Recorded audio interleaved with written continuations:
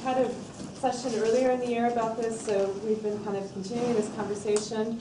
And then also the Research Mentoring Institute that Zia Itzela is the lead on, and we really appreciate the support for this. Very happy to see you picking up this topic. Yeah, so why don't we open the floor? I mean, I'm still really interested in this question of what people are making of this moment. You know, we're talking about problems that are long-standing, but I wonder if we could just talk a little bit about how people are feeling about this moment and what defines this moment.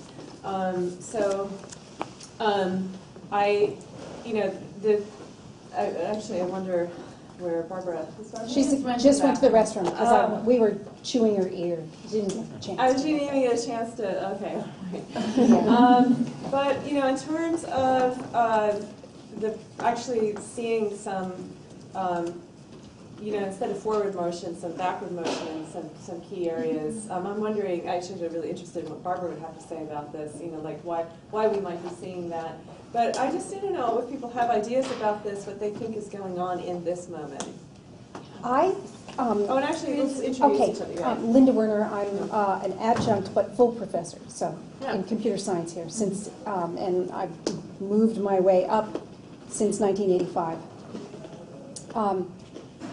And in 1988 was the height of the percentage of women in computer science undergraduate programs in the United States. Wow. So when I hear you say this moment, we were the best then. It's been dropping to 5% and things. It's just slightly started back up again. What were the numbers in '88? It was close to 30%. Wow. Yeah, something like that. What accounted for that?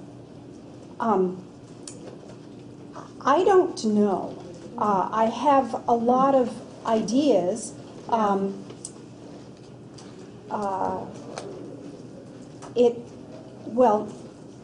There weren't computer science programs. I don't think that there were people that, or men, young men, who already knew that that's what they wanted to do. What they wanted to do. Yeah. So it was possible for women to be doing it too. Unfortunately, what I've seen after that is that I get rooms filled with people and the men think they already know because they've been playing with computer games and so forth. And so they have the confidence that they know. And there's posturing, and I think there's been research done by Licia Barker. Anyway, she's now at Texas, but she participates with NC WIT as well. And she's shown that there's posturing that is in classrooms, and the men posturing, and when the professor says, "Do you have any questions?" The young men in the course effectively said, "This is what I know." So the questions are, "This is what I know," and that completely turns off the young women in the class because they don't know that, and so they think they're already behind. But that's, so I have some feelings. I don't know. Yeah. Okay, that's interesting. But it's gone down since '88. Barbara will know. What's that? Everything. It's computer science? Why the number of computer science majors that are women have gone down significantly since 1988? 88 with the height. No, I don't really know. When I went to school, I thought it was going to go up because I saw so many women going into College of Letters and Sciences, computer science. And I just assumed, and then I went off and did my career, and then I got back into ABI, and I found out that of all the STEM fields, the women percentage is going up, except computing. And that one's going down. I don't know if it's, I mean, we know that the stereotypical myth stops women from going into computing, the isolation, the lack of role models, I mean, all those barriers we talked about affect computing. It's just interesting that it was high and then came down. Yeah. I would like to kind of latch on to this idea of stereotypical myth, because I think we have a couple of them going on that are being a problem. And also kind of speaking to why are we kind of still at this moment where we're trying to have more inclusion and it's just not working out. And speaking more from my research on the laboratory sciences, so the life sciences mainly, I think there needs to be a deconstruction of what science is as an activity. And I want to give an example for that, a recent, quite drastic example from an acquaintance of mine from Vienna, a young PhD student, a woman of color, doing a PhD in molecular biology in Vienna. And she comes, I can speak that freely because she's an advocate for speaking out, so she comes from a family with strong mental health issues. So when she started her PhD, she told her young female PI that she's a dedicated worker, but that her health would always come first. And she was like, yeah, of course. And then after half a year of working about 60 hours a week, 6 days a week, the PI started harassing her basically with emails, being about like, I never see you in the lab after 9 p.m. You have taken more vacation days already than I have done in the last 3 years. This way you will never make a career in science. Da, da, da, da, da, da. So that was kind of the tone of the discussion. And she resisted. She just knew where her priorities were and started to resist. And she asked me if I knew anyone across the campus who could be a person to go to have someone lobby for her, because it was clear for her she would have to find a new PhD position on the campus. And once, you've broken up basically with one PI, that's a hard situation. And so I pointed her towards the only person I knew on that campus that would actually lobby, or thought that this person would lobby for her, and talked with her over the phone, and she said, yeah, okay, so I'm going to help out, send her to me. And then I said, it's crazy that someone would say, I never see you in the lab after 9 p.m. We're in Austria, we're having strong labor laws, 40-hour work week and stuff. And that created such a backlash, even in this very supportive scholar, where she said, yeah, well, you can't do science if you want to work 9 to 5. That's just not possible. Science requires that you do this and that, and that you work your weekends. And so, but we have just a certain myth about what science as an activity is, which kinds of, and this speaks to what Melissa was saying before, this kind of always doing 150%, this individualized careers of individualized achievement that you have to put in, otherwise science is not progressing. If you're not sacrificing yourself, it's not progressing. And I think we really need to go into this foundational myths about what is science as a practice, or what is also technology development as a practice, what is necessary for that, and rethink these values. And yeah, I don't know what to say. I mean, I think kind of deconstructing the excellence word would also be kind of quite helpful, because as the organisation that appointed us to do this research, we're all about role models and excellence, and whereas you don't necessarily you don't want to advocate incompetence. There's kind of not everybody is going to be a Nobel Prize winner. So how can you talk about the kind of the field so that people kind of think that there's room for them to learn and grow into the field, that they don't have to start like those young women in the classroom, they don't have to start knowing everything, that actually that there is a learning process to go through, and you don't need to start already being excellent. Rethinking excellence. Yeah, Its centrality and its how it manifests. Well, so Melissa previously was talking about how her PI said that she should just suck it up and go to academia, even though when she was doing her postdoc, she said that she was doubting whether she wanted to actually do it. And so I'm wondering whether we should just encourage people to suck it up and do it, because we need more mediocre role models. I'm being serious here, because it's about redefining like what a scientist is, and it's not just about being excellent, right? Yeah. So should we be encouraging people to pursue these careers, even if they have doubts and even if they think that they're not good enough?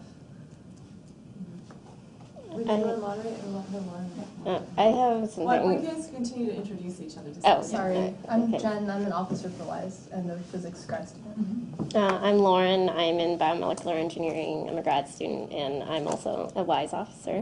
So just building off of what Jen was saying, there was a really interesting article that came out in the Atlantic about confidence. Does anyone? Yeah. So it was about the differences between how women tend to underestimate themselves and men tend to overestimate themselves. So that might account for this stereotype of men always posturing, right, and saying like, I know more than I actually do. But I mean, in the article they say that men aren't doing this consciously. And unconsciously, everyone likes the person that is more confident in themselves. And so, kind of going back to what Jenny asked, like, where do you see the state of things right now? It's kind of like, how do we bridge this confidence gap in women? What's causing it? Is it just society?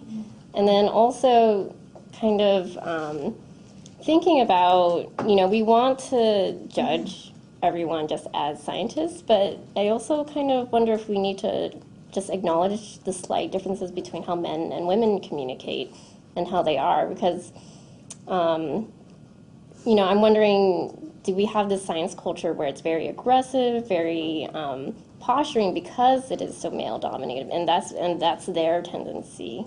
Not all men are like that, but that's their tendency to communicate. I was in a meeting with my PI, who's male, and 2 other PIs, and I was really quiet for a long time because I was waiting for a gap in the conversation to interrupt, and then I realized I had to be aggressive and interrupt them. And so it's, how do we balance these natural gender communications?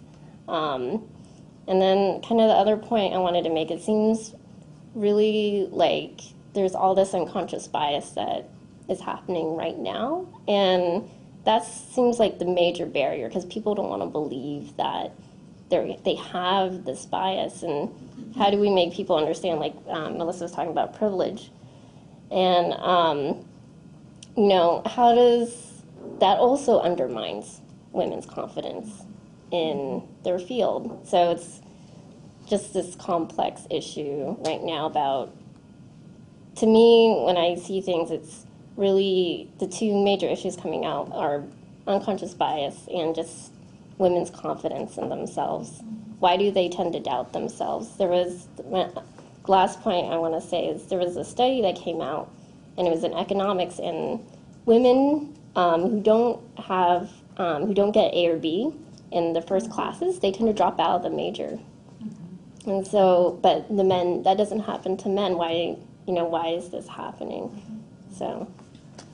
Do the panel members maybe want to respond to the last 2 comments? Well, I'd like to respond and say, I don't want to make women as confident as men. I want to make men as humble as women. And I think that there's something about our, so this is like, God, I'm so old, but we don't know a lot. When you're an undergraduate, you don't know that much. When you're a graduate student, you don't know that much. When you've been working in the field for only 10 or 20 years, there's so much left to learn. And I don't know that the standard I would want to go to is a overconfident standard. I also think that I've talked to some people in different departments, not here but in other places, and when a department is overwhelmingly male, then those politics come into play and women really feel uncomfortable. When the numbers are equal, it's actually easier for both the men and women to kind of find a common ground. And so it really is just representation can solve so many of the problems that are not, but the question is really how to bring up the representation.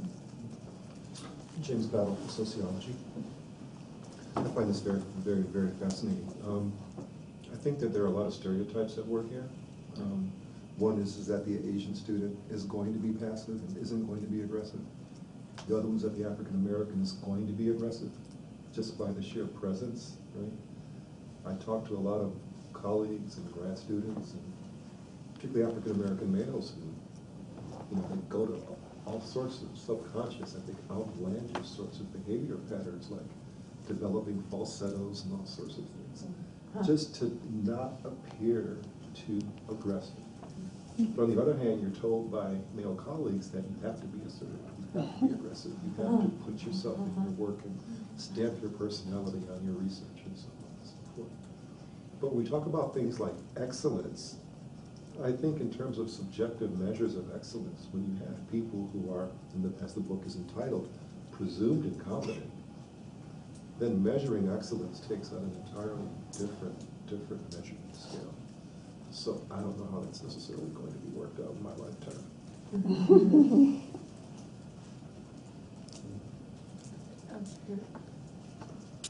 You have an insight from Mystery of Consciousness. I have a question actually going back to a lot of the speakers touched upon tensions that kind of go back to the systems of caring and rootedness that Ruth was talking about. And one of the questions was the difference between representation as a female scientist versus a scientist that just happened to be female. And I think one of the problematics I see with that I wondered if you could respond to was that some of the things that we are coding as females, such as taking the time off to take part in these structures of care or to raise children or do family or self-care oriented things, are actually things that exist within the male world, but that there's invisible labor that is allowing for these male scientists to not have to engage in them. And I'm wondering if if there has ever been any research or anybody who's ever thought about making that invisible labor visible, or to address that side of the equation, as opposed to saying these systems are caring are female. It's what is allowing for these men to not be a part of these systems of caring or rootedness. Do panel members want to respond? Just my only response is, I feel like my life is more focused because I have a stay-at-home husband who does the majority of house care, child care. And it is really hard to give him the credit for my career. That, and in some ways I feel like if I give him that credit, then I'm not taking my own credit like I should be. But I think you're right. Yeah, I can't put my finger on kind of specific research paper at the moment, but there, there has been, I'm sure there's been, quite a lot of work done kind of on, on the double shift that women do. I don't know kind of how much it's kind of specifically been done in relationship to the support that male scientists get. But yeah, why would they be different from other men in the workplace? This goes to also the point of needing to have, this discussion not just amongst women, but to hear from men about the challenges of describing, for example, the life of a stay-at-home dad. I recently heard a nice piece on NPR, one of their commentaries from a dad who stays at home and who was thinking about that validation of his life and those issues. That we need to have a space for that conversation to happen. Here we are in a room with a lot of women talking about these issues, but there's also just the need to have that part of the side of it talked about amongst men. What are the other options that we might have? Do we want to be these overconfident, achieving subjects, people? So how do we get that conversation going? All right, Jane. Well, my wife and I made a pretty, somewhat conscious decision for me to do, I don't know, maybe 2/3, 3/4 of childcare, and that, came right at a time when I should really be pounding on the job market. So it was really partly a decision about valuing her career more than mine, and it is hard. Enlightened California, Northern California, good liberal guy, it's still hard to find language to describe it. And it's almost impossible to describe it in the academy because, it's so hard to get out of the cult. But there's no way to continue participating in the cult and to still value my family the way that I do. It's not possible. at this stage. And so it's it's challenging. It's challenging on multiple levels. But I'm also not willing to complain about it. It's like it's still a really great thing to do. Even like finding the language to say, I'm always stumbling over how do I say I'm taking care of my kid today, because it's you can't say babysitting, and to say I have my kid today, it sounds like there's other days where I don't, as if we were as if we were separated or something. But it's the gender vocabulary is surprisingly tricky for something that actually should be really simple and natural, just to say I'm taking care of, I'm fathering. Maybe I should turn it into a verb. I want to throw in a quick anecdote, and then we have a number of questions lined up. We have a colleague of mine was receiving an excellency fellowship in Austria, and he called them because they have the possibility to take it part-time over a longer period of time. And he was calling in saying, I want to take it part-time. My daughter was just born. I don't want to work 40 hours a week. And the person on the other line of the phone said, well, that's only for women. I have to check if this is even possible. So, yeah. To respond to that, I think here we actually have paternity leave for professors. Yeah, So, we do too, but yeah. We had a question here. You don't get paternity leave for your career. I mean, you can get delay in your tenureship, but the publishing world doesn't care about that. The NSF doesn't care about that. Absolutely. Right? So it's the structure of reward and payment within the academy does not accommodate it very well. You're kind of either you're rigidly on the track or you're not. Is it okay if I respond? Yeah. Why don't you introduce yourself? Yeah, my name is Joseph Dahl. I'm a biochemistry student. So to get at both of these things, the excellence, the me generation, and it's publish or perish, right? And so you have to be good. You have to be that good. And what motivated me most to come here was sitting in a course that's mandated by the NIH, which funds most of our life science research. And that was a statistic that says about 50% of PhD students are women in the life sciences. But that is not what we're seeing go to professorship. And we as a group were trying to get at what are these reasons. When someone had the brilliant idea of asking who in this room, there were 12 people, 6 women, 6 men, actually wants to be a professor, and none of the women raised their hand. And I'm curious at why that is. That's what brings me. None of the women raised their hand. Not a single one. And did all the men raise their hand? Not all of them, no. But it was, why is it that we find ourselves at this crux where you can go into professorship and you have all the opportunities in the world, but everyone has made that decision already. Second-year PhD students.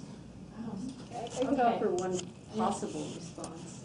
Maybe a quick response from Sia, and then I want to collect up the hands that have been up earlier.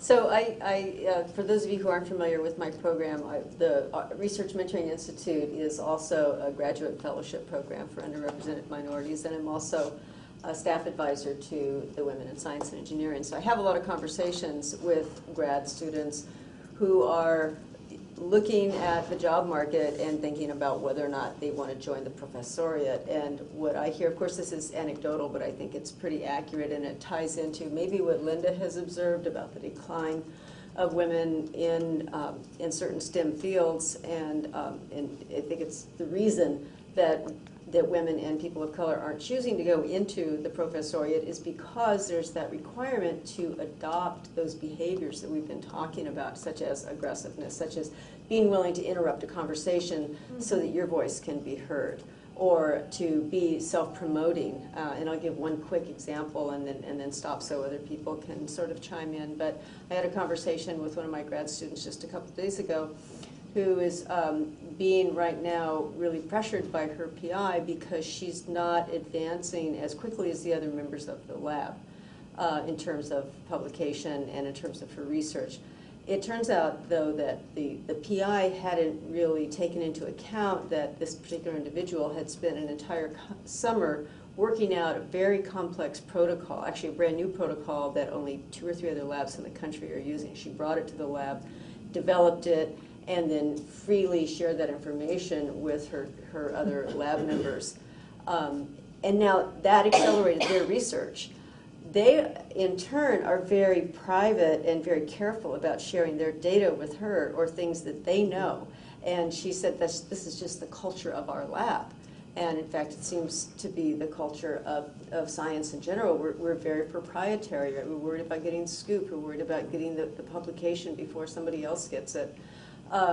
So in her case, she chose to go against that tradition or those set of behaviors. And it's, at present anyway, playing out to her detriment. And it remains to be seen, you know, she's not going on the job market for a couple of years, but it remains to be seen how far she'll be willing to sort of engender those practices in order to survive and to be able to successfully promote herself.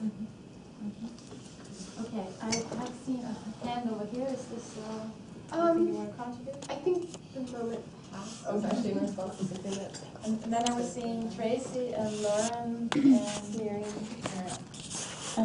I'm Tracy. I'm a graduate student in DME with Lauren. And as Jenny said, I've also been working with the Science and Justice group this year. So you were talking about some things that some companies did to change the culture, and I'm curious what those sorts of things are and how we can bring them here. And I think I've talked with Sia before too, or I don't remember, this came up in a previous conversation about I think it was at the last WISE event actually, somebody talked about how the NIH has this panel of people who is supposed to like basically teach universities how to change culture. And actually, I don't know, Carolyn, if you could share what we were talking about earlier. Yeah. I don't want to. You don't have to, but. So I was involved a little bit with changing the status of women in philosophy, and there is now a committee that's part of I think there was for a while a committee as part of the American Philosophical Association, which was on the status of women, and they recently adopted a site visit program. And there's been mixed responses to this program, but they go and provide specific feedback to departments on how to change their culture. And there's been positive feedback from universities about what they have to offer.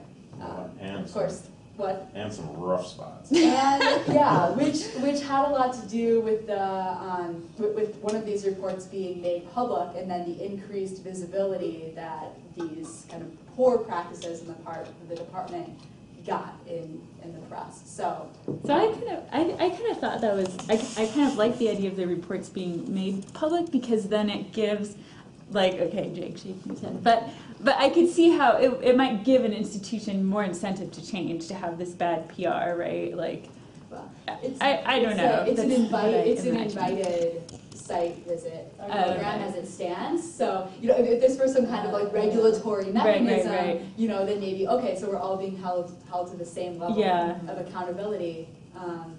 But people are opting in, and then for it to affect their reputation within the academy as needing work, it singles them out, even though they may not really be that much different than some of their peer institutions. So. I mean, in the specific of the situation, I have a good friend who's in the department that we're talking about, and the reporters come in with a promise of anonymity, and then the administration made a decision to make it public, and essentially turned it into a PR situation, which automatically generates scapegoats.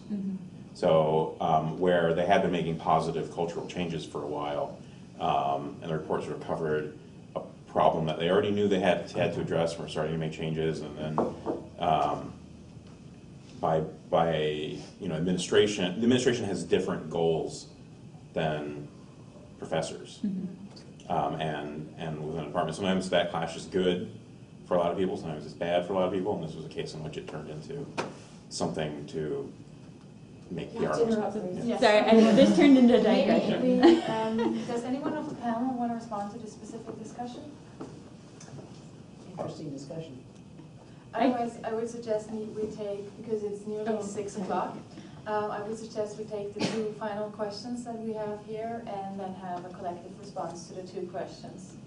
I actually didn't have a question. I just had some studies that you might be interested in, so I can talk to her afterwards. Okay. Yeah. I was interested in what Faye said about people don't go out of their way to discriminate, but rather that they do go out of their way to favor people. And I find that to be very relevant and very true in my experience. Certainly not in science and justice, but in other spaces. And I think it really brings about exclusion. And what happens is that people keep getting left behind and left behind.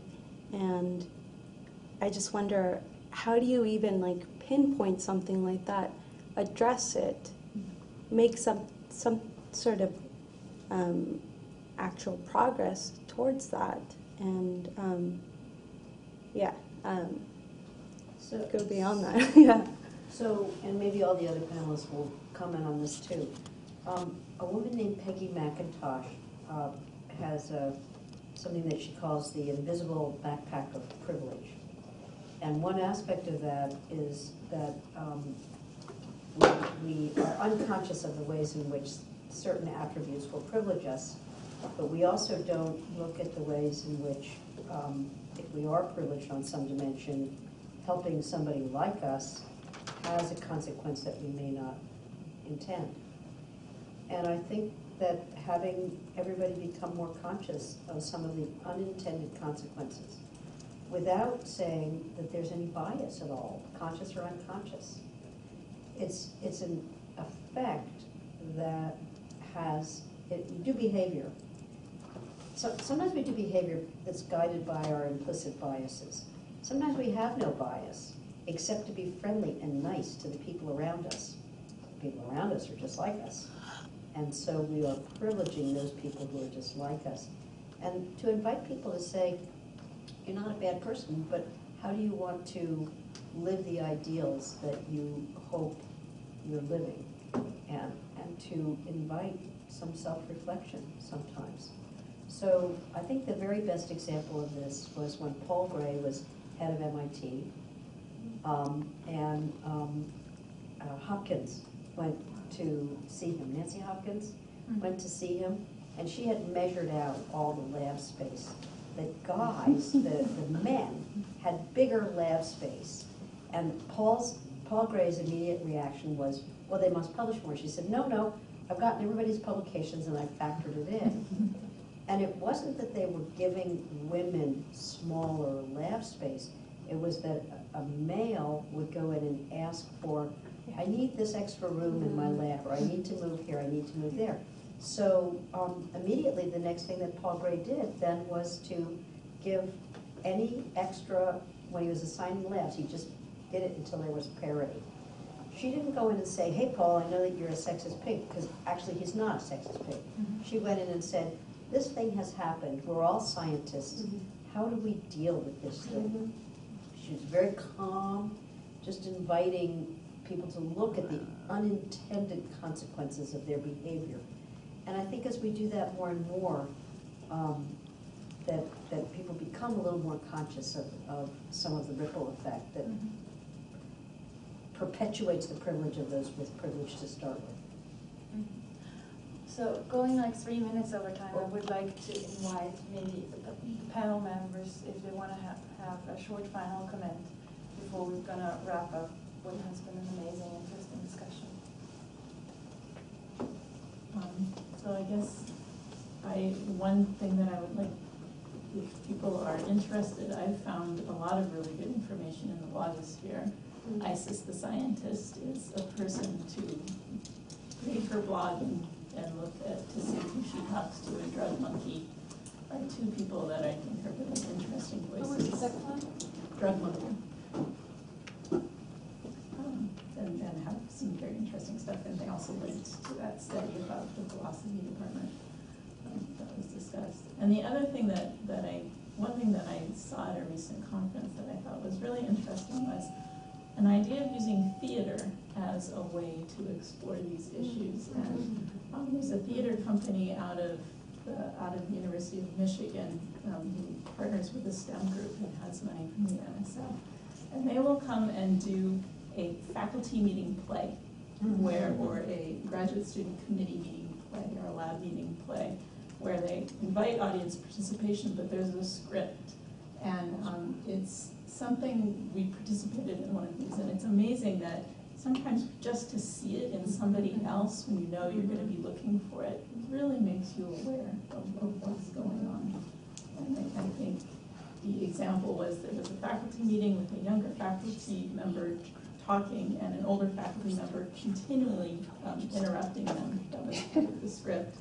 And at the end, they were talking to the audience, and a faculty member in the audience who was older said, "Boy, if that younger person, I would never mentor them. They interrupt that. They kept interrupting the other person." And until they saw the script that actually showed them, no, it was written that the other person, the older faculty member, is actually interrupting. They just didn't see it. And it actually took both seeing it and the discussion to bring it out. Barb, John? I would just say that this is an important discussion, and I always wrestle with how much to stay in the intellectual space and how much to go just do shit, And so you wanna, you'll go crazy if all you do is sit around and talk about oppression, but you'll be much healthier in your consciousness and your growth if you then carve out a specific thing to do. And or at least that's been my experience. I don't listen to KPFA at Berkeley 24/7 because I feel nuts. I listen for half an hour, and then I go do something about the thing that was really bothering me. And then just the last thing to end on a shameless plug. We'd love to see all of you at Grace Hopper, men and women.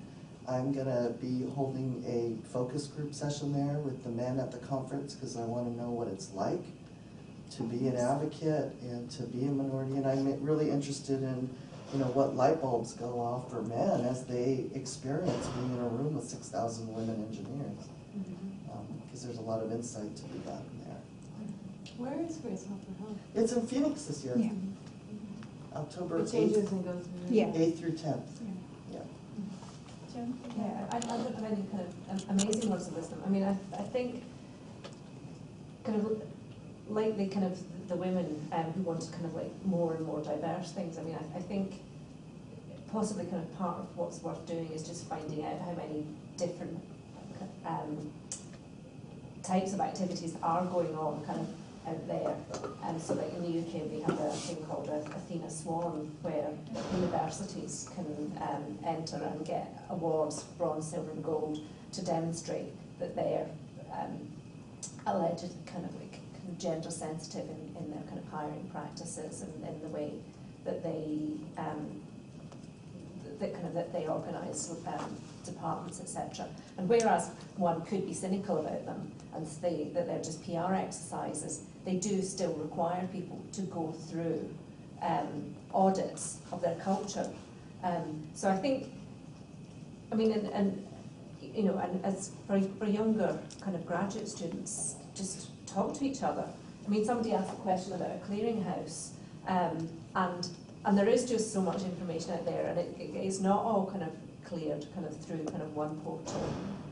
But if you can all, if we can all talk to each other and kind of put each other in touch with the resources that we're aware of, then maybe you can kind of develop your own kind of clearinghouse of information.